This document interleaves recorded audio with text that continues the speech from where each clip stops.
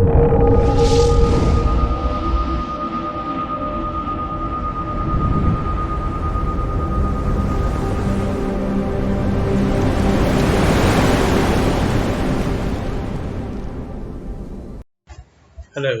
good morning. Today we'll talk about soul. The question is, does soul exist? Now, before I answer to this question, let me give you some basic information.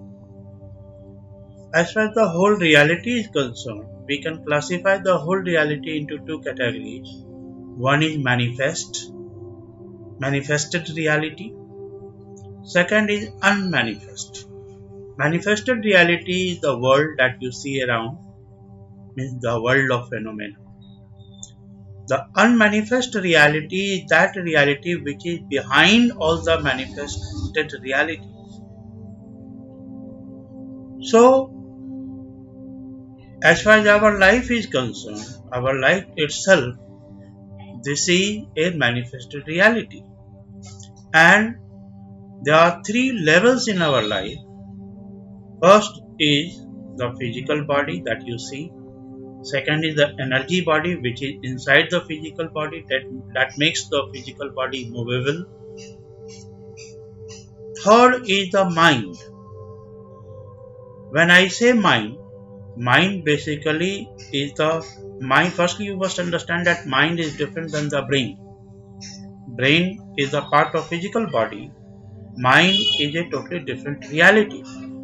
Mind itself, it is basically a field which has consciousness, which has all the feelings, all the thoughts, all the memories, all the propensity.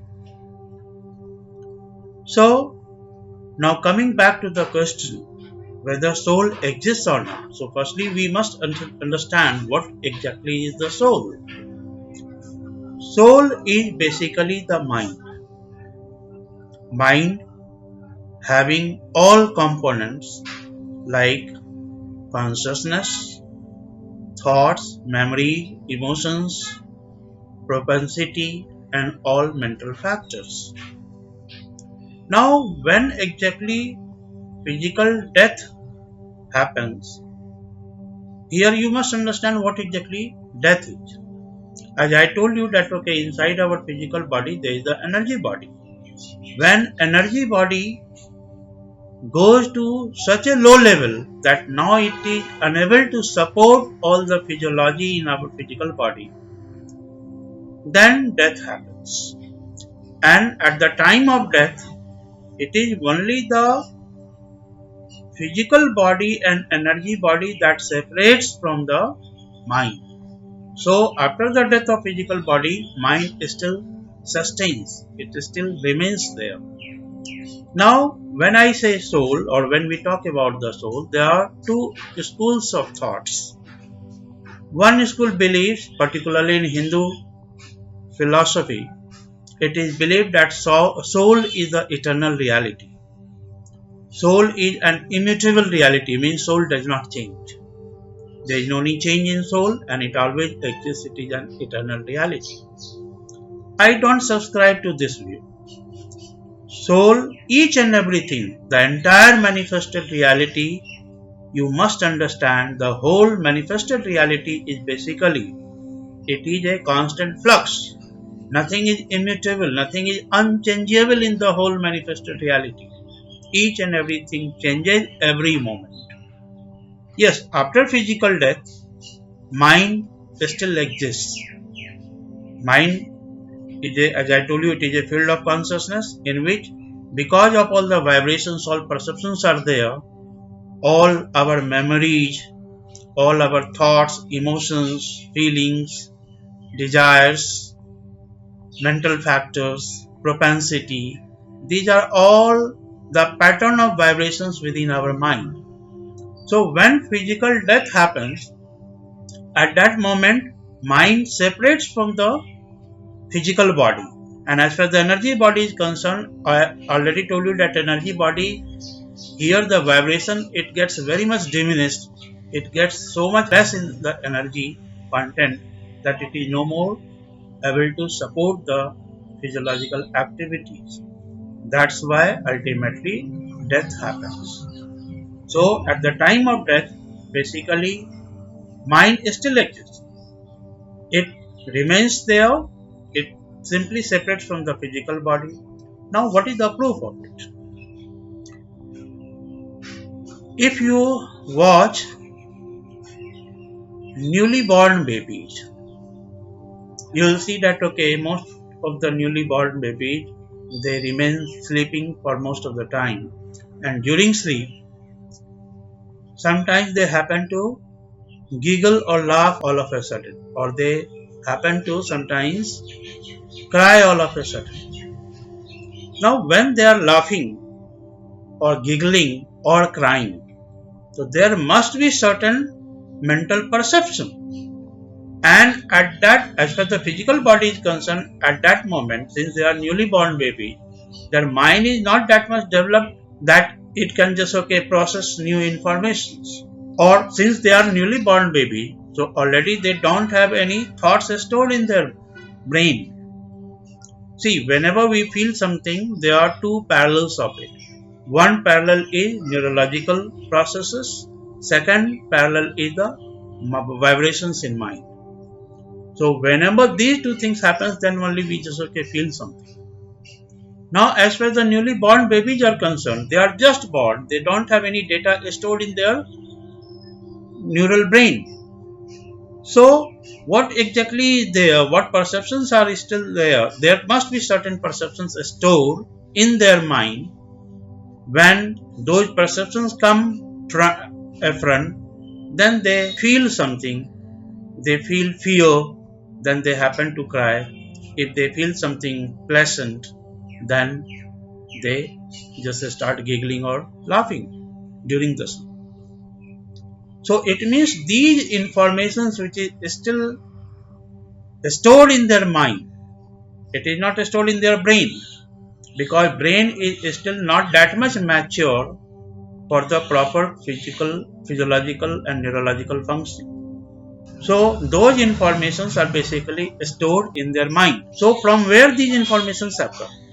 These informations have not come from this life, because they are not in that position to have any kind of perception from the realities of this life. So these perceptions must be stored in their mind from their previous life. So this is one of the proof, you can say, that insinuates towards the previous life. Now there have been so many experiments, particularly in Buddhist community. They can recall the incidents of their past lives. Even there have been so many work and so many incidents have been recorded that there have been so many children, they are able to recall the incidents of their past lives, and when people try to just verify these things, they were found to be correct. So mind exists even after the death of physical body. This mind itself, which has consciousness, a field of consciousness, having some vibrations in form of thoughts, memories, feelings, propensity, mental factors, etc.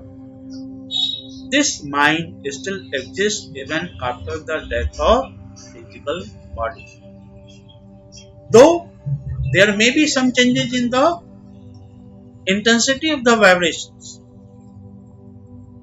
Some memory, it may go below the threshold limit of perception, but it is still there. So as far as this mind is concerned, basically this mind is soul. Now we were discussing basically whether soul exists or not. So my answer to this is, of course, soul does exist. But what exactly the belief is there about the soul, that soul is an eternal reality, it is immutable reality, means it never changes. This perception, this belief is wrong. Why exactly this belief developed? Most of the people, particularly those spiritualists, they had very clear idea about it, that even after the death of physical body, that mind remains. Just because of this perception that okay, even after the death of physical body, mind remains, they developed this notion that okay, mind is an eternal reality. Nothing is eternal in this manifested world. There comes a moment, particularly in the state of nirvana, the enlightenment. Mind still remains there, but all the vibrations, okay, they cease to exist. That's why this state of enlightenment, this is the state when it is said it is neither consciousness nor absence, total absence of consciousness. The mind still exists there. Of course, it is free from all the vibrations, and that state is basically the state of total bliss. Anyway, so let me conclude. Soul does exist. What is soul? Soul is nothing, it is just the mind. Mind and brain are two different realities. After the death of physical body, mind still remains, it still sustains, it still exists.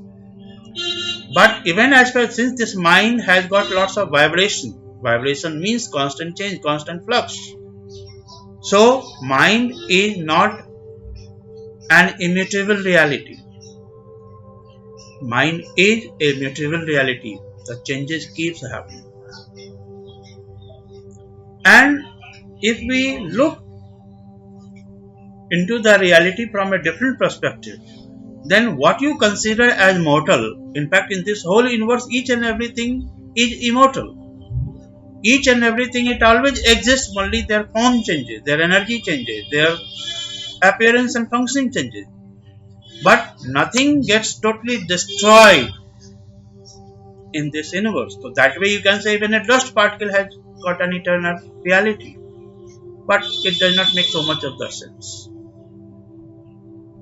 So, as far as the soul is concerned, soul does exist, soul is nothing, it is just the mind which exists. There also so many changes keeps happening. When mind reincarnates into new life, then it accumulates new perceptions, new memories, new thoughts. And some old perceptions also are there from the previous life. And as a person evolves to higher consciousness, then whatever the vibration is there in the mind, those vibrations, it keeps getting diminished, decreased. And when a person reaches to the crescendo of pure consciousness, which is the state of total enlightenment, in that state, mind is still there, but no vibration is there. Thinking mind disappears. Perceiving mind disappears. But mind still exists without any vibrations, inherent with the pure bliss. So I suppose I have answered your questions. Just give me your feedback. Thank you.